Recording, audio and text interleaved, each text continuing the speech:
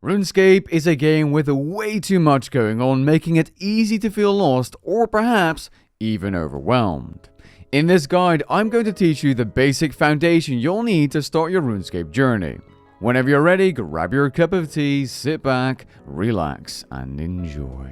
When creating your RuneScape account, you have the option to choose from a couple of game modes, including main game, Iron Man, and Hardcore Iron Man. New players should stick to main game or the standard game mode. Iron Man modes are for experienced players offering a solo challenge without trading and other restrictions. After setting up your account, you have the option to complete a tutorial depending on which device you've created your account on.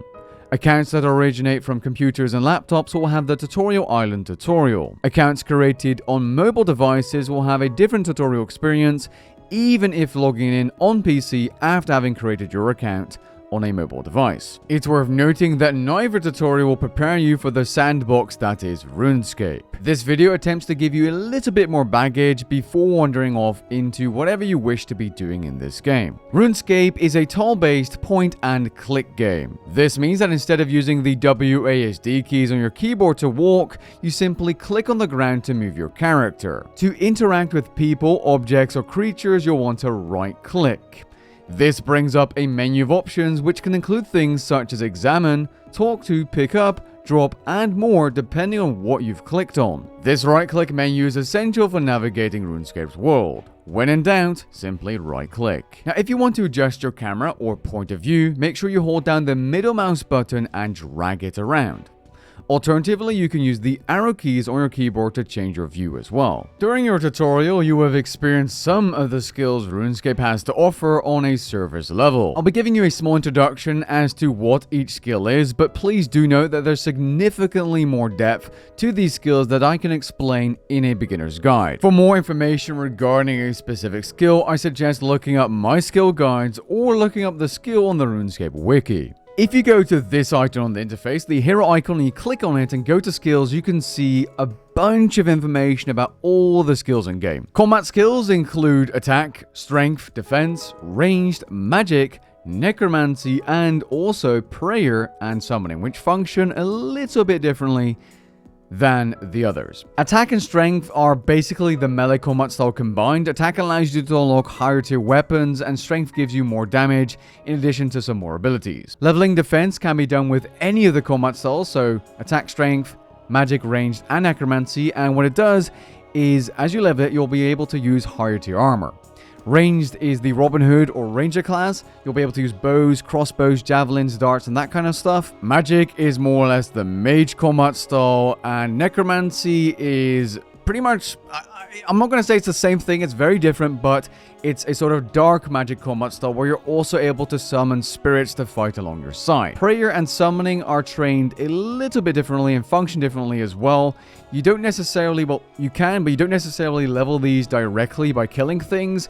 You level prayer by burying bones and ashes, and you level summoning by creating pouches and summoning those. Summoning allows you to summon creatures to fight along your side or give you boosts. This includes skilling boosts, so it doesn't have to be a purely combat-focused skill. Prayer is trained by burying bones and ashes, like I just said. Basically, what prayer is a skill that unlocks a sort of, spell thing you turn on that increases damage or reduces incoming damage. That's how you should see prayer. Gathering skills involve gathering raw items, which you can use for other classes of skills, but basically what they are skills like mining, fishing, woodcutting, farming, hunter's one, divination's one, which is a little bit different, and archaeology's one. And these skills allow you to gain resources, and those resources in the form of, let's say, ores for mining or logs for woodcutting can be used to level other skills. For example, the logs you gain from woodcutting can be used to train fire making, which is an artisan skill, or you can use them to create something with a fletching skill like ranged weapons or arrows. Ores you gather by mining can be used to smelt into bars with a smithing skill, which can then be used in the smithing skill itself to smith melee weapons and armor. Other artisan skills include herblore, which is basically potion making. You can craft buffs or temporary buffs for skilling and combat. There's cooking, in which you cook the raw fish you catch using fishing. There's crafting, in which you create ranged armor and ammunition. There's also rune crafting, in which you create runes for both the magic and necromancy combat style. In its simplest form, those runes are basically the arrows you would be using with ranged, except it's the runes you use with magic and necromancy. Construction is a bit of a different one, where you create your house and a fortress and you get some passive buffs. It's a little bit of a vague skill, I'll be honest, so we're going to skim over this for now. Another gathering skill I almost forgot is divination, which you can use to create some buffs or temporary skilling locations for yourself. You can also create signs of the portal, which are items that automatically bank your items when you're gathering something, like for example fish, from a fishing location. Archaeology is a bit of a weird one. This skill is classified as a gathering skill, but it's as much a gathering skill as it is an artisan skill. You collect artifacts, you restore them using gathered resources, and you can unlock passive buffs and plenty of other things. This is a 100% recommended skill to train, especially if you're a member, because if you are, you can go beyond level 20 archaeology. The support skills are a little bit more vague, like Slayer is not exactly a combat skill, but it's combat related. It's basically a skill in which you get a task and you need to kill X amount of goblins, cows, wolves, whatever, and you gain XP. Thieving allows you to steal stuff and crack saves. Dungeoneering unlocks a bunch of passive things or useful unlocks, but it's a very complex skill to train. If you're interested in this, watch a full guide. Highly recommended to do so. Agility is a really useful support skill, as it allows you to unlock unlocks, which will make traversing the world that much easier. And it also unlocks these abilities at level 5 in free-to-play, Surge and Escape. And what these do is they allow you to surge forwards or backwards, and that makes traversing the world significantly faster. Invention is the only elite skill in Runescape, and this skill is unlocked after you reach level 80 in divination, crafting, and smithing. And what the skill is a skill that automates a bunch of tasks through machines, but you're also able to add perks and benefits to your weapons and skilling items. It's quite a complex skill, and I just would recommend forgetting about it for now as you're starting out, but once you get into the mid-game, once you get into the gist of things, this is definitely one you want to train, as it's incredibly useful. Runescape's interface is busy and filled with customizability. Like, I'm not kidding, if I go to edit layout mode, I can change so many things. I can change the size of my bank, I can add timers, I can drag around interfaces, and there's a lot to it, and that's just the interface. If I go to the settings, there's so many things you can change or adjust and look through, you're going to get overwhelmed, even though there is a search function nowadays. It's very much possible to simplify your interface and to make it far easier to navigate, but that will cost you time you likely do not want to spend at the start of your RuneScape journey, no matter how much I recommend doing so. As such, I recommend watching my interface building guide linked below, which will bring you up to speed in like 10 minutes. Later, just not yet, if you end up liking RuneScape enough. With that being said, I do however wish to cover some basics in this video. Alright, let's start off with the interface ribbon here. You can drag this around and resize it if you've pressed L on your keyboard to unlock your interface. This is basically a pre-selection of menus filled with menus and menus and menus and menus. This one includes information about your character, including achievements and which ones you've completed, your loadout, your skills, and some stats. Achievements are always a good thing to look through, as there's even extended tutorials after you've completed the tutorial that can, ease you into the game by having you do certain tasks in order, called achievement paths. I suggest turning these on active if you think you need them to learn the game. If not, if you're, somewhat experienced, there's no need. There's also achievement sets you can complete, and generally speaking, by completing these you obtain useful items that upgrade as you go through the tiers of difficulty from easy all the way down to elite. Another really useful sub-interface is located within this part of the ribbon's equipment section. It's called the tool belt, and it's a unique feature that removes the need to bring along your tools when training your gathering skills, and in the mid to late game can be used to store drop cleaners and more. You can right click add tools to your tool belt from your inventory. If we click on this mask, we go into the customizations menu where you can see all the cosmetics you've unlocked, and you can, turn them on. For example, this frog outfit right here on this Altacan I'm using. You can also turn on animations. You can change the way your character looks by changing the hairstyle. You can even change your gender here if you'd like to. You can change your titles, and you can also summon pets. This icon right here is very important, as this is the compass or quest icon. In this interface, you can see a bunch of things, but I want to focus your attention to this quest interface, in which you can see all the quests in the game and what you need to access the quest. For example, this one requires these items. has the following requirements. Being another quest, you can click to it. There's a bunch of filters you can use to filter out the quests to your liking and basically make it easier for you to navigate this interface. Completing quests is generally recommended to all players as it's a good way of progressing your account and unlocking some essential items that make training certain skills easier. Additionally, completing quests nowadays reward you with quest points, and you can use these in the quest point shop near the Varrock Lodestone to unlock a free set of armor and weapons and some other buffs. These 3 blue balls or orbs is the powers interface in which you can see your abilities, prayers, and all that kind of stuff.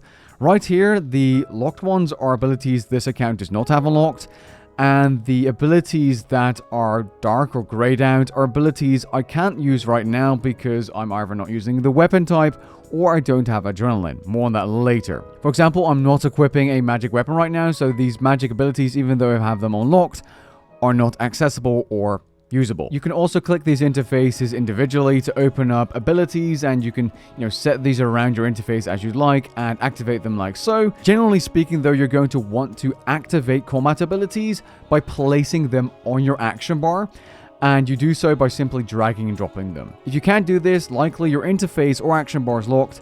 Unlock it by clicking this lock right here. This interface is the social interface in which you can open up things and add friends and see who's online in your clan and that kind of stuff. This is generally the membership page, including your treasure hunter keys, which I'm not going to get into this. This is pretty much, the MTX or microtransaction part of RuneScape. And this is Runemetrics, which is a way to track your XP gain, which probably for you as a new player isn't all that interesting. Now, I would recommend going and pressing escape or clicking this icon and choosing the retro interface because it's a really clean interface to start out with. From this point, you're going to want to make yourself familiar with some of the buttons. For example, if I drag the minimap down here, we have a couple buttons here. This one allows you to run or walk by clicking on it. So for example, if I turn it off, my character walks.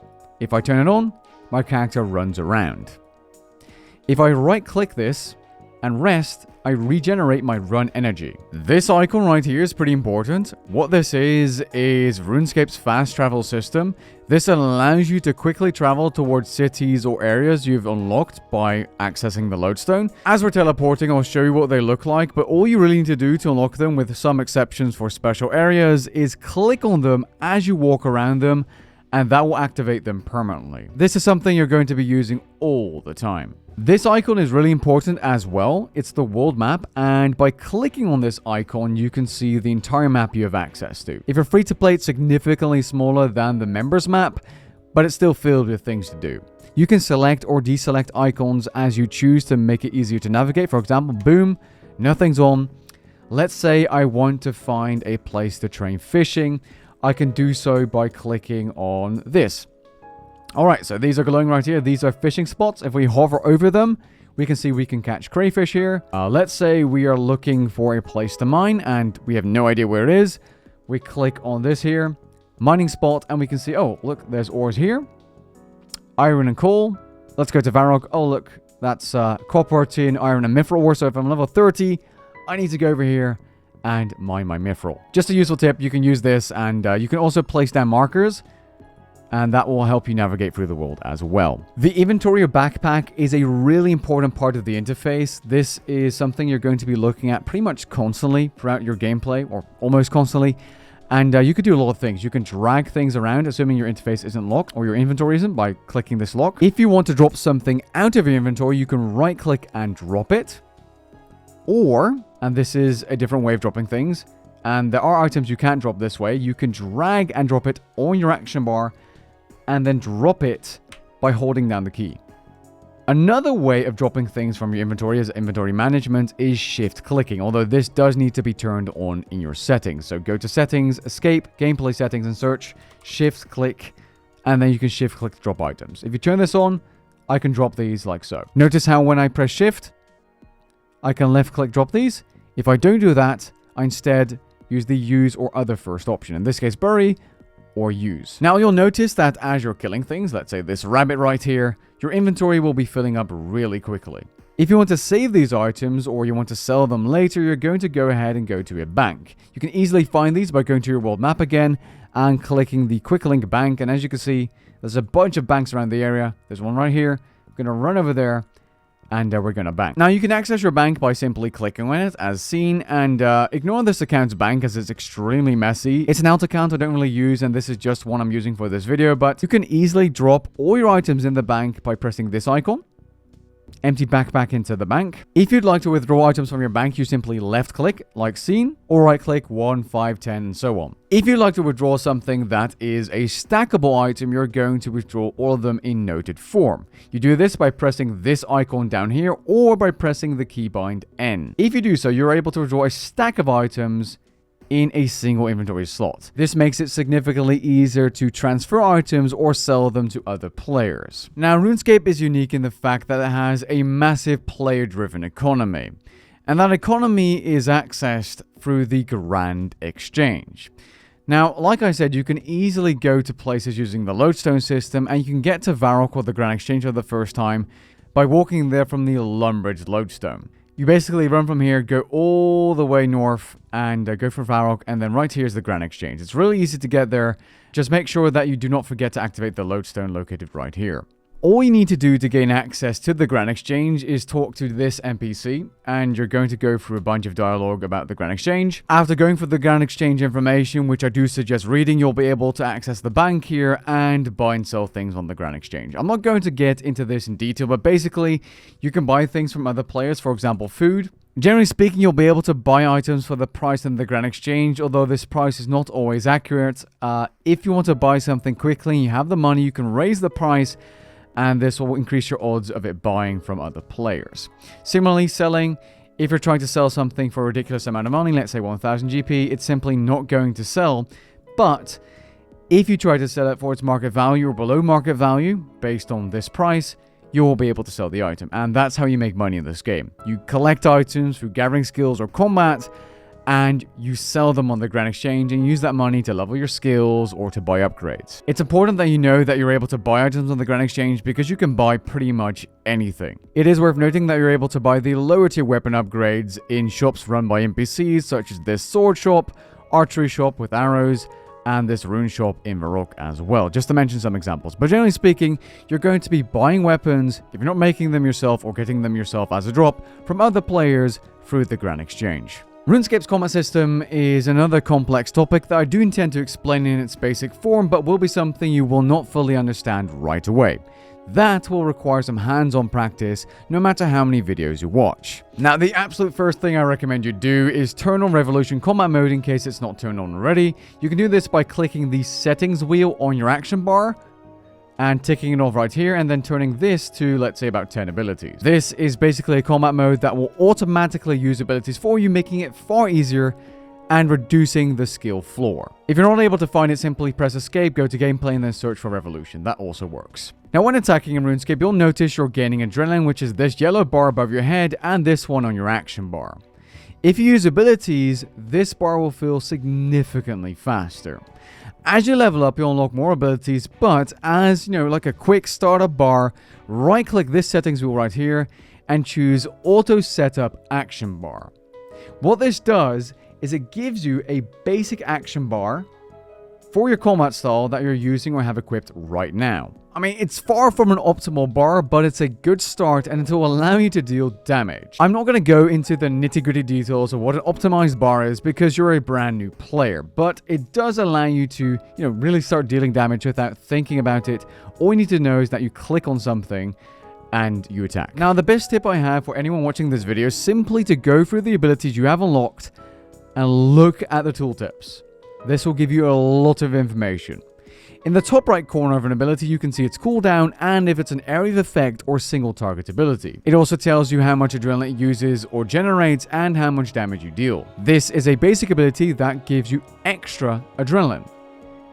But there's also abilities that are far stronger with longer cooldowns that consume adrenaline, such as this one. This is called a threshold. On top of thresholds, you also have ultimate abilities such as this one that use up a larger portion of your adrenaline, in this case 100%, but give you a massive buff. Keep an eye on how my adrenaline functions as we're using our abilities here. So basics, basic, basic, and now we're about to use a threshold. Notice how the adrenaline goes down? That's kind of how abilities work. Some are channeled, some are not. Channeled abilities are ones like this one right here, which if you walk away, it cancels the ability. So don't do that because that's going to cost you some damage per minute. When attacking a target, you'll also notice some information in this interface. In this interface, you can see a bunch of information including health, its weakness, in this case none because it's a boss, and your hit chance. It's worth noting that if you, for example, have lower accuracy, you'll be dealing less damage. The way it works is really simple.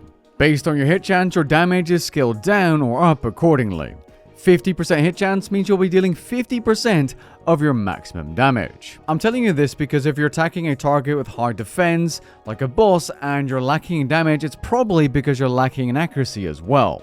Having higher accuracy for the use of potions, auras, or other boosts, or simply having a higher skill level, is how you also deal more damage. Another really important thing I'd like to mention related to combat is combat XP. The reason you should know about this setting or settings interface under gameplay settings is that you can level a single combat skill significantly faster by reducing the split of experience in this interface. After a third of the combat XP is deducted into the Constitution or Life Point skill, the rest is split between these skills you've selected. Let's say you want to unlock a high level spear, you turn off Strength and Defense XP gain to make sure you get to the required attack level earlier. Another really useful tip I have for you is to keybind the Eat Food ability to one of your action bars. You can find this ability in your Constitution abilities. What this ability does is it allows you to heal using any type of food in your inventory from top to bottom, even though they're different types of food, for example cake, fish, and meat. Hopefully this guide has helped you understand RuneScape a bit better. I've kept it simple, but if you're looking for more tips and in-depth guides as a new player, check out the links in the description below for more helpful videos. If I missed anything important or you have questions, feel free to ask in the comments down below. Catch you guys in the next one. Peace.